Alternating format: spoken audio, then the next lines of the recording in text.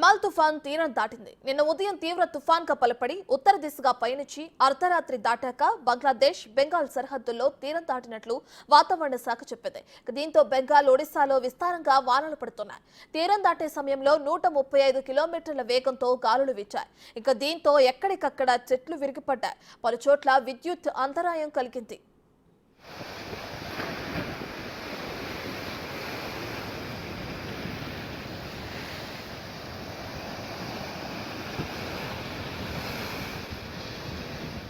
తుఫాను ప్రభావిత ప్రాంతాల నుంచి ఇప్పటికే బెంగాల్ ప్రభుత్వం 1.10 లక్షల మందిని సురక్షిత ప్రాంతాలకు తరలించింది.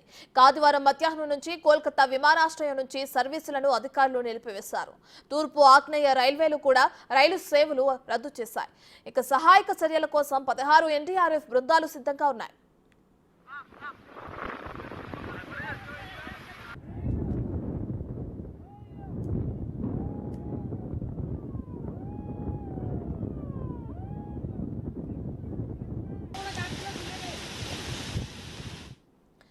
బంగ్లాదేశ్ కూడా 8 లక్షల మందిని సురక్షిత ప్రాంతాలకు తరలించింది. తుఫాను సన్నద్ధతపై ఉన్నతాధికారులతో ప్రధాని మోదీ సమీక్ష నిర్వహించారు. పశ్చిమ బెంగాల్ గవర్నర్ సివి ఆనంద్ బోస్ కూడా పరిస్థితిని పర్యవేక్షించారు. రెమాల్ ప్రభావంతో పశ్చిమ బెంగాల్, ఒడిశా, ఈశాన్య రాష్ట్రాల్లో ఈ నెల 28 వరకు భారీ నుంచి అతి భారీ వర్షాలు కురవనున్నాయి.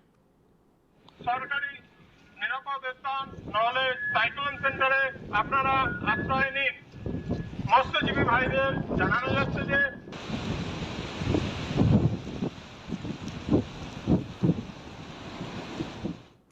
తుఫాను ప్రభావంతో ఏపీలోని కాకినాడ జిల్లా యు కొత్తపల్లి మండలంలోని తీర ప్రాంతాల్లో కెరటాలు ఉవ్వెత్తున ఎగిసిపడ్డాయి. ఉప్పాడ, మాయపట్నం, సూరాడపేట, కోనపాపపేట చోట్ల సముద్రం ముందుకు చొచ్చుకొచ్చింది. ఇక దీంతో ఉప్పాడ, కాకినాడ బీచ్ రోడ్డుపై రాకపోకలు నిలిపివేశారు. మత్స్యకారులు వేటకు వెళ్లొద్దని సూచించారు.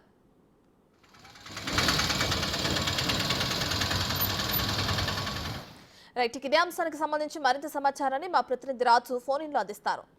రాజు, రెమాల్ తుఫాన్ తీరం దాటింది. తుఫాను ప్రభావం కూడా ఎక్కువగా ఉన్నట్లు కనిపిస్తుంది. ఇది సముద్ర తీరంలో కొన్ని ప్రాంతాల్లో సముద్రం కూడా ముందుకు చొచ్చుకొచ్చినట్లు తెలుస్తుంది. అయితే ప్రస్తుతం అక్కడ ఉన్న పరిస్థితులు ఏ విధంగా ఉన్నాయి ఏపీలో?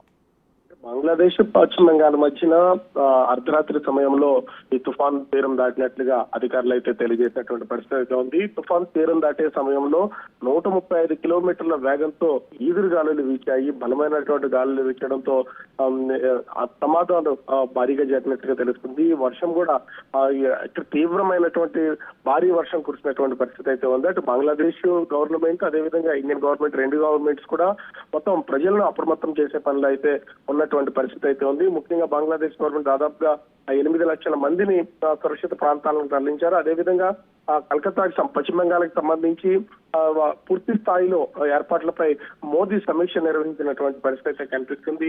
ఆ తుఫాను తీరం దాటే సమయంలో భారీ వర్షాలు, ఈదురుగాలు కురిసే అవకాశం ఉన్నటువంటి నేపథ్యంలో అటు కలకత్తాకి ఎయిర్పోర్ట్ కి సంబంధించి దాదాపుగా 294 విమానాలను రద్దు చేసినటువంటి పరిస్థితి అయితే కనిపిస్తుంది. అదేవిధంగా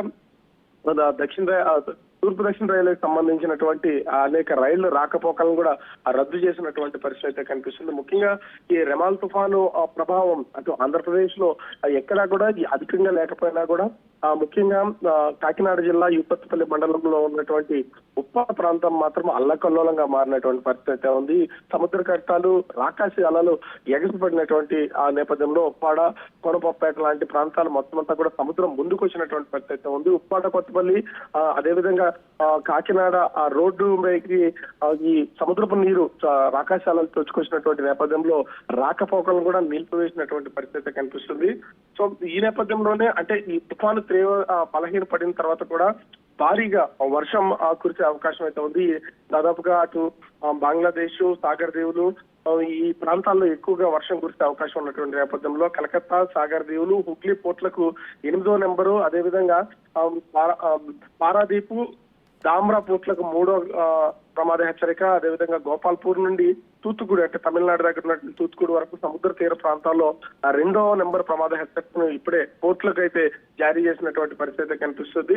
ముఖ్యంగా పశ్చిమ బెంగాల్, ఒరిస్సా ఈశాన్య రాష్ట్రాలకు భారీగా వర్ష సూచన ఉన్నటువంటి నేపథ్యంలో ఈ నెల 28 వరకు భారీగా వర్షాలు కురుస్తాయని అధికారులు అయితే అప్రమత్తం చేశారు. మొత్తాన్ని చూస్తే అటు తెలుగు రాష్ట్రాల్లోనూ ఒరిస్సా లాంటి ప్రాంతాలకి ఇది తుఫాన్ ఎఫెక్ట్ ఉంటుందని ముందుగా భావించారు. కానీ ఇది అటు బంగ్లాదేశ్, పశ్చిమ బెంగాల్ వైపు వెళ్ళినటువంటి నేపథ్యంలో తెలుగు రాష్ట్రాలు కొంతవరకు ఊపిరి పీల్చుకున్నాయని చెప్పొచ్చు. కానీ ఉప్పాడ లాంటి ఆ ప్రాంతాలు మాత్రం ఆ ప్రజలు బాగా తీవ్రమైనటువంటి భయాందోళనకు గురయ్యారు. సముద్రం ముందుకు చొచ్చుకొచ్చినటువంటి నేపథ్యంలో ప్రస్తుతం అయితే పశ్చిమ బెంగాల్లో ఈ వర్ష తుఫాన్ తీవ్రతకి దెబ్బతిన్నటువంటి సహాయ చర్యలు అయితే కొనసాగుతున్నటువంటి పరిస్థితి కనిపిస్తుంది రత్న. రైట్ రాజు, అయితే ఇప్పటికే చూసుకుంటే అటు బెంగాల్ కానీ వేరే ప్రాంతాల్లో కానీ వర్షాలు ఎక్కువగా కురుస్తున్న నేపథ్యంలో అప్రమత్తమైన అధికారులు ఇటు ఏపీలో ఎటువంటి చర్యలు తీసుకొనున్నారు? అంటే ముఖ్యంగా చూస్తే ఏపీకి సంబంధించి మత్స్యకారులు ఎవరు కూడా ఈ నెల 27వ తేదీ వరకు అంటే రేపటి వరకు వేటకు వెళ్ళొద్దని అధికారులు అయితే సూచించినటువంటి పరిస్థితి కనిపిస్తుంది. ముఖ్యంగా ఈ వేటకు వెళ్ళి, ఎందుకంటే అటు కాకినాడ, మచిలీపట్నం, విశాఖపట్నం, ఈ నెల్లూరు ఈ ప్రాంతాల్లో ఉన్నటువంటి మత్స్యకారులు ఎక్కువగా పశ్చిమ బెంగాల్ వైపు, కలకత్తా వైపు వీళ్ళు వేట కొనసాగిస్తూ ఉంటారు. సో ఈ తుఫాను కూడా ఎక్కువగా ఈ బంగ్లాదేశ్ తీర ప్రాంతం, కలకత్తా తీర ప్రాంతము, అదే విధంగా సముద్రంలోనే ఎక్కువగా ఉన్నటువంటి నేపథ్యంలో తీవ్రమైన ఇబ్బందులు ఏర్పడతాయని మత్స్యకారులు వేటకెళ్లకుండా నిర్ధారణ చేసినటువంటి పరిస్థితి ఉంది. అయితే ఆంధ్రప్రదేశ్ ప్రాంతంలో ఎక్కడా కూడా దీని తీవ్రత వర్షాలు కానీ అంటే కొన్ని చోట్ల చెదురుమదురు వర్షాలు కురిసినటువంటి పరిస్థితి ఉంది. నిన్న మొన్న అటు విజయవాడ, కాకినాడ లాంటి ప్రాంతాల్లో కొన్ని చోట్ల చెదురుమదురు వర్షాలు అయితే కురిసినటువంటి పరిస్థితి ఉంది. అయితే రానున్న 2 రోజులు కూడా అటు కలకత్తా సంబంధించినటువంటి కలకత్తా, ఒరిస్సా ఈశాన్య రాష్ట్రం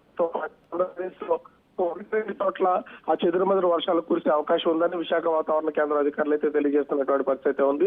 అయితే ఈ రెమాల్ తుఫాను సంబంధించి పూర్తి స్థాయిలో మాత్రము ఆంధ్రప్రదేశ్ పై దాని తీవ్రత లేకపోవడంతో కొంతవరకు అధికారులు, ప్రజలు ఊపిరి పీల్చుకున్నటువంటి పరిస్థితి కనిపిస్తుంది Ratna. Right, thank you Raju, thank you for the updates.